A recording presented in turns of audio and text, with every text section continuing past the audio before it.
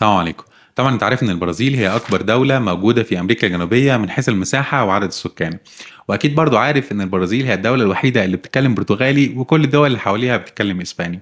لو سألتك اشمعنى هتقول لي يا عم سهلة معروفة، البرازيل تم احتلالها من البرتغال وعلشان كده هناك بيتكلموا برتغالي، وبقية الدول التانية تم احتلالهم من اسبانيا واكيد عشان كده بيتكلموا اسباني. صح. بس السؤال هنا هو اشمعنى اصلا البرازيل اللي بس تم احتلالها من البرتغال وبقيه الدول تم احتلالهم من اسبانيا؟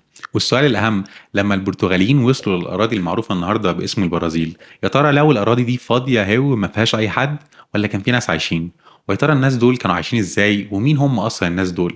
والسؤال الاهم، الناس دول وصلوا للاراضي دي ازاي؟ يا ترى وصلوا في نفس التوقيت وبنفس الطرق اللي وصل لهم سكان الاراضي اللي حواليهم في الامريكتين، ولا وصلوا في توقيت مختلف؟ هو ده اللي هنتكلم عليه في حلقة النهاردة. أهلا بيكو في إستوريتو. اسمي إسلام، والنهاردة هنحكي حكاية البرازيل من بداية أول مستوطن وصل ليها واللي بتغير مفهومنا عن الاستيطان في الأمريكتين عموما لحد وصول البرتغاليين سنة 1500. هنتكلم عن القبائل اللي كانت موجودة في الفترات دي، وصلوا تقريبا إمتى، وحياتهم كانت عاملة إزاي، أساميهم إيه أصلا، واللغات اللي كانوا بيتكلموها، وأشكال كتير من حياتهم اليومية. يلا بينا نبدأ.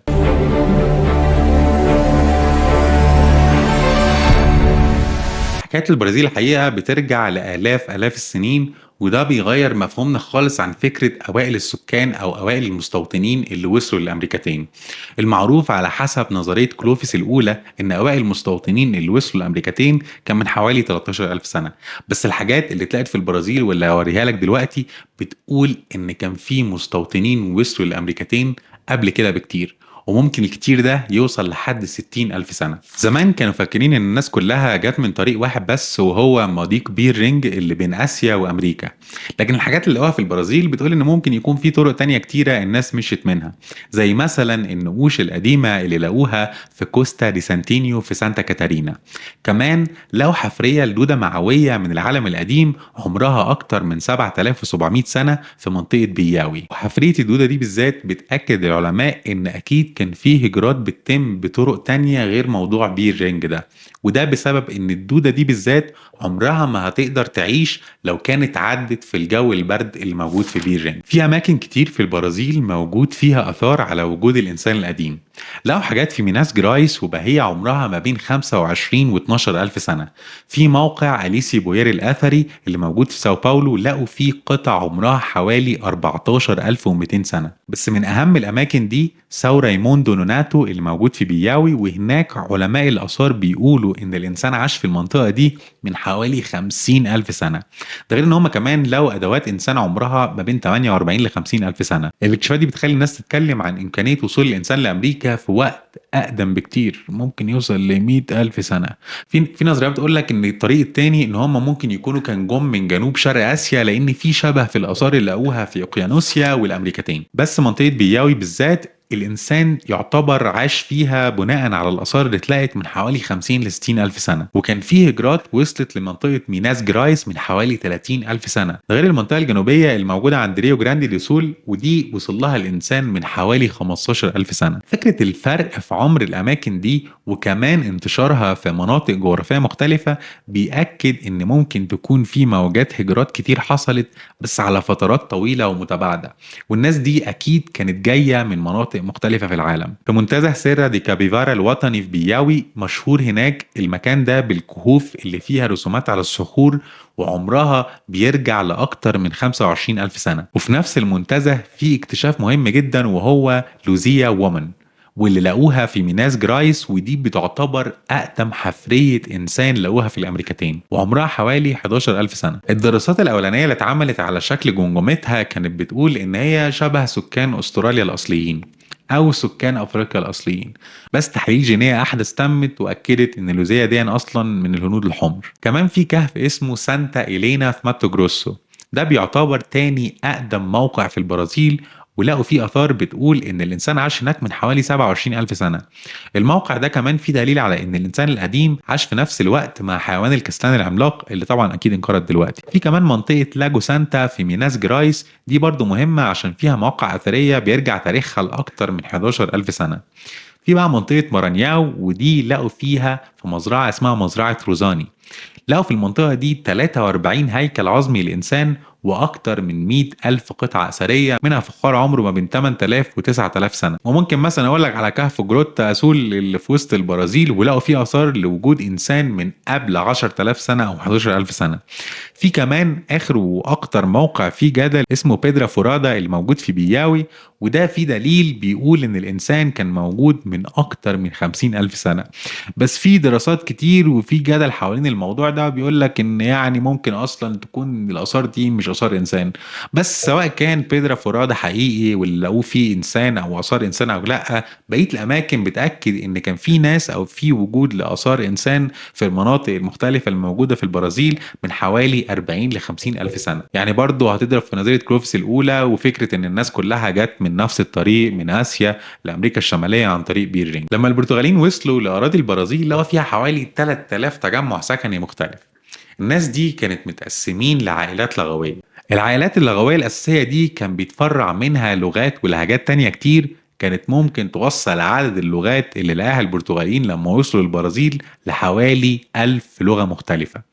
كل قبيلة ليها هويتها الخاصة، بس بيشتركوا في حاجات ثقافية ولغوية متشابهة. فمثلا من الشمال للجنوب هتلاقي شوية قبائل فرعية مثلا لفرع التوبي زي التوبينامبا اللي كانوا عايشين في منطقة دلتا الأمازون لحد منطقة مارانياو، في كمان حوالين المنطقة بتاعت نهر ساو فرانسيسكو غير التباجارا والكايتي وغيرهم واللي كان معظمهم عايشين حوالين ساو باولو. أما المنطقة بتاعت وسط البرازيل فدي كانت موطن لمجموعة الناس اللي بيتكلموا لغات الجاي، ودي كانت منطقة كبيرة من مارانياو لحد نهر باراجواي العلوي. أما بقى في مناطق الأمازون اللي فوق فكان عايش فيها الأراواك والكاريبي واللي كانوا بيتكلموا لغتهم الخاصة. توبي كانوا أكبر مجموعة وأكتر مجموعة منتشرة في كل أراضي البرازيل، وكان عندهم كلمة اسمها تابويا، دي معناها ان انت غريب او مش بتتكلم توبي. كانوا بيقولوها على اي حد مش بيتكلم نفس اللغة بتاعتهم، وده كان دايما بيخليهم ان هم يدخلوا في حروب مع معظم القبائل اللي حواليهم. اي تابويا كانوا بيدخلوا معاه حرب علشان يقدروا يوسعوا من اراضيهم ونفوذهم في المناطق اللي مسيطرين عليها. وده مع الوقت فضل يكبر لحد لما تقريبا غطى كل الساحل البرازيلي، وعلشان كده التوبي كانوا هم أول ناس تقابل حملات البرتغاليين لما وصلوا سنة 1500. الحياة اليومية للسكان الأصليين في البرازيل قبل الاستعمار كانت بتبقى متنوعة على حسب الثقافة والبيئة اللي كانوا عايشين. فمثلا شعب التوبي كانوا شعب رحل، كانوا دايما بيعيشوا في بيوت جماعية اسمها المالوكاس، والبيوت دي كانت بتضم عائلات كبيرة.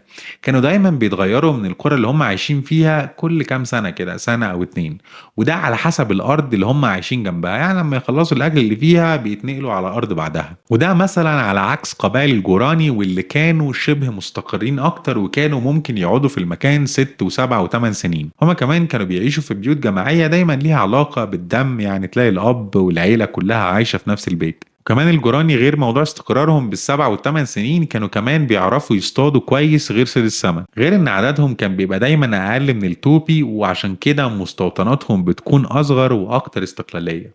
انما شعب الكاريبي ده كان عندهم اختلافات اقليمية، لان في مجموعة منهم كانت عايشة على البر ودول كانوا شغالين بالزراعة، اما في مجموعة تانية كانت عايشة على الجزر ودول طبعا كانوا مشهورين بمهاراتهم البحرية وكمان طبيعتهم في الحروب وكده. معظم المجموعات بتاعت عيلة الجي والماكرو جي او العائلات او الناس اللي بتتكلم لغات جاية من لغة الجي دول كانوا عايشين كصيادين وبيجمعوا ثمار وكده، وكانوا دايما رحل، يعني على حسب الغابة هتديهم ايه وبيتنقلوا من مكان للتاني. بالنسبة بقى للقبائل اللي كانت بتبقى مستقرة وبتعرف الزراعة فكانوا بيزرعوا البطاطا الذرة، كان في منهم اللي بيزرع القرع والفول فلفل والكلام ده، غير طبعا الصيد من الغابة وصيد السمك اللي كانوا بيلعبوا دور مهم جدا في حياتهم. المساكن اللي كان الناس دي عايشين فيها كانت دايما بتبقى متكيفة مع احتياجاتهم وبيئاتهم اللي هم عايشين فيها. فمثلا زي ما قلت لك التوبي دول كانوا عايشين في المالوكاس اللي بيستخدموا فيها الخشب والسعف بتاع النخل.